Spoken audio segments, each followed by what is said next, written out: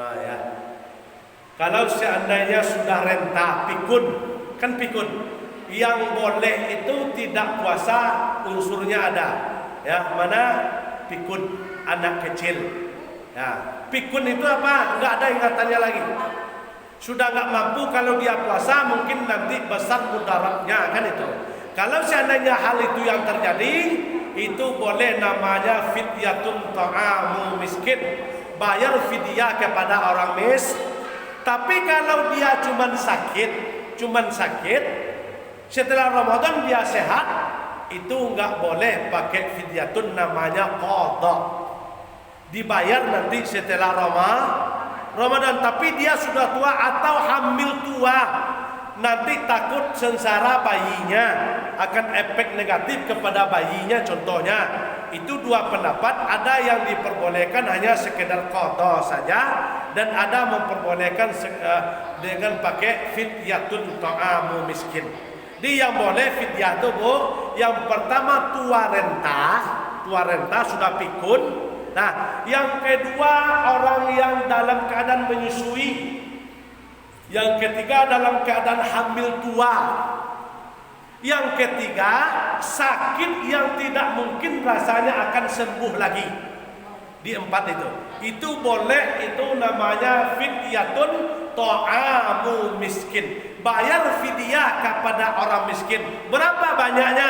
Berapa habis makanan konsumsi orang miskin itu dalam satu hari, kita bayar sebanyak itu. Contoh, dia menghabiskan uang untuk minum makan konsumsinya dalam sehari itu, contohnya 30.000. Kalau kita pakai uang berarti kita kasih 30.000. Kalau 30 hari kali 30.000 satu hari, dibayar terus setiap hari.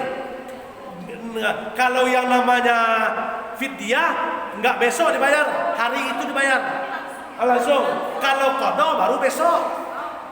Kalau fidyah langsung.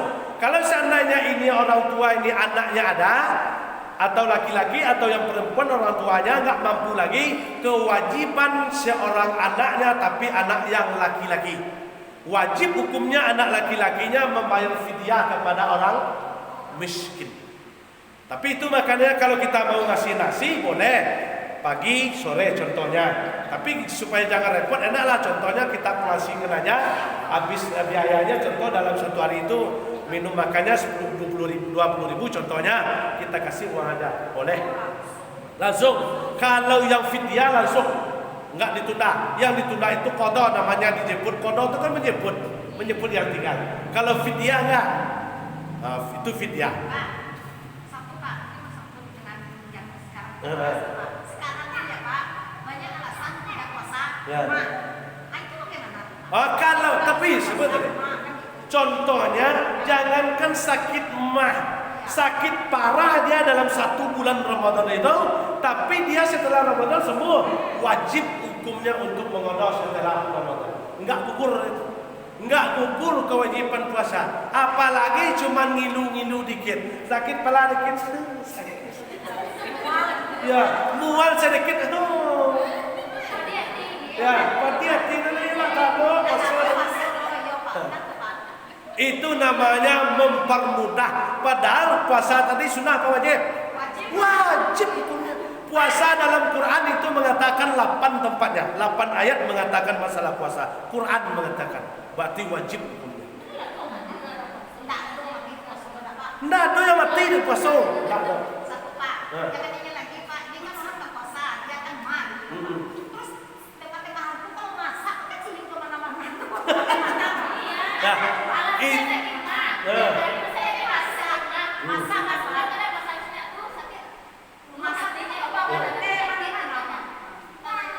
Itu namanya sudah ya namale namanya itu penyakit male.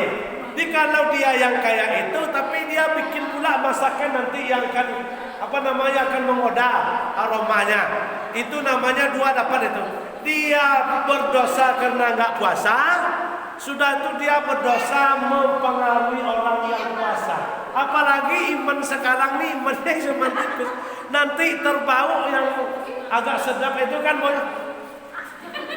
Nah, Jadi orang yang macam itu kalau kita nggak puasa ya udahlah. Ya, puasa itu kan sebenarnya kan wajib, tetapi tergantunglah kepada pribadi. Kalau memang kita nggak sanggup, ya yang nanggung kita juga nanti. Tapi janganlah dipengaruhi orang lain dan janganlah terjebak oleh perbuatan kita orang lain. Nah, itu masalah apa tadi, Bu? Qada tadi, masalah fidyatun, bayar langsung. Yang dapat fidyah itu 4 itu tadi. Tua renta, sakit tidak mungkin akan kembali lagi dia. Setelah itu dalam menyusui, takut nanti bayinya. Setelah itu hamil tua, takut nanti bayi dalam kandungannya. Itu boleh. Itu fidyatun ta'amu miskin. Bayar fidyah kepada orang miskin. Nah, orang miskin, semua kita miskin sebenarnya. Yang ada di Teren ini belum ada yang kaya miskin, tapi dari yang sebanyak ini tentu kita cari lagi mana yang skala prioritas, mana yang mungkin layak dikasih contoh sedekah. Sebenarnya kita ini kan berhak semua menerima sedekah, tapi dicari mana yang lebih prioritas. Contoh dia apalagi dia suami nggak ada contoh, anak ada, berarti itu adalah yang prioritas untuk menerima sedekah atau untuk menerima fidyatun ta'am miskin. Nah, apalagi dia punya tanggungan, suami nggak ada, berarti itu namanya janda. Kalau janda kembang ya oke lah ini kan. Kalau janda kembang kan masih kuat, ini udah tua, tanggung jawab ada. Tapi walaupun dia punya suami yang sehat semua, tengok ekonominya. Itu yang seperti saya bilang tadi, ada kelas-kelasnya. Kalau kita yang di sini nih sampai ke status itu belum ada yang kaya, cuma tentu ada kelasnya. Ini kelas ekonomi, kelas menengah, dia ada kelasnya. Itu orang yang berhak untuk menerima. Nah, itu di sepintar kita aja lah mencarinya mana yang mungkin dan mana yang seharusnya kita kasih. Kalau ya mana yang sewajarnya. Nah, paham? Ini tentang tadi itu. Ya, tapi kalau puasa jangan sampai ditinggalkan sholat. Kalau puasa ditinggalkan sholat, podo wae. Ya. Puasa tadi sholat dia puasa dia orang, tapi masih berudu dengan orang lain, masih sakit hati dengan orang lain. Berarti kan habis amalnya podo wae. Dia puasa tetapi enggak sholat, yang 5 waktu tidak, yang sholat tarawih tidak, itu podo wae. Di kalau puasa pada siangnya dirikan sholat 5 waktu dan sholat tarawih pada malam itu baru lengkap dia. Itu baru lengkap. Ini, nah. Kan misalnya orang udah tua gitu ya. Ya. Puasa kuatnya cuma 20 hari. Terus itu gimana, Pak? Kuatnya cuma 20 hari. Misalnya, kalau dia masih kuat nanti,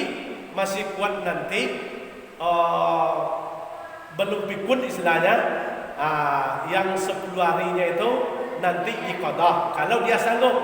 Tetapi kalau dia tidak sanggup, rasanya cuma 20 hari, dia rasakan memang gak sanggup lagi, nanti lebih besar mudaratnya, langsung aja pakai fidyatun, enggak apa-apa. Fidyahnya langsung aja. Ya setiap hari. Setiap yang ditinggalkan itu sorenya kasih. Tinggalkan hari ini, sorenya kasih. Langsung tunai. Langsung. Kalau yang fidyah itu langsung tunai, kasih langsung. Yang seharusnya ada juga yang membuat setelah Ramadan dikasih tapi kurang tepat. Tapi bukan dilarang, tapi kurang tepat. Yang kita mengaji baik terbaik. Yang terbaiknya langsung dikasih. Itu yang terbaik. Tapi kalau ada nanti yang mengasihnya sekaligus, itu pun hukumnya boleh juga. Tapi kita mengaji terbaik, yang baik terbaik. Di yang terbaiknya langsung dikasih. Kenapa? Kok dikatakan terbaik langsung dikasih? Kadang-kala orang itu kan membutuhkan. Pas kita kasih dia, wah maka langsung. Kalau setelah Ramadan nanti dia nggak butuh lagi. Nah ini. Setiap sore aja. Enak setiap sore aja. Ya, setiap hari tapi sorenya kita kasih. Ya sekurang-kurang kan besok pagi bisa dipergunakan sama dia yang kita kasih itu kan untuk besok paginya dikonsumsi. Berarti langsung. Makan sehari berapa contohnya kita kalkulasikan berapa habisnya kalau kita hitung biaya kita contohnya. Berarti kalau orang miskin sekian kita kasih. Kalau kita uangkan boleh kita ukur berapa banyak habisnya. Boleh kita uangkan. Dah, Pak? Pak, sebelum tutup. Ini. Pak. Ini pribadi ya, Pak. Ya. Kata Bapak tadi kalau kita menyusui kan nggak diwajibkan puasa. Tapi saya sendiri merasa, Pak, kalau saya menyusui kan belum puasa datang ya, Pak. Ya. Rasanya saya berpikirnya gini, Pak. Ya kalau ketemu Iya. Terus saya melakukan puasa, Pak, itu dosa nggak, Pak? Nggak. Dosa Nggak. kalau menyusui. Iya, betul. Nah, sebenarnya betul. Itu kan tergantung iman. Kalau iman orang ini betul-betul dia berhadapan entah ketemu nanti dengan Ramadan yang akan datang belum tahu kan itu bagus sebenarnya. Enggak ada yang akan sekarang enggak ada yang mati gara-gara puasa, enggak ada. Bahkan dikatakan puasa itu kan obat sebenarnya. Tapi kan ada yang berhadapan menjadi alasan kalau menyusui atau ambil tua boleh. Dalil pun kan ada. Jadi boleh dia dalam menyusui dalam rentan itu enggak puasa, tapi pendapatnya dua. Boleh diqadha, dan boleh diqadha dan di fidyah. Itu dalilnya.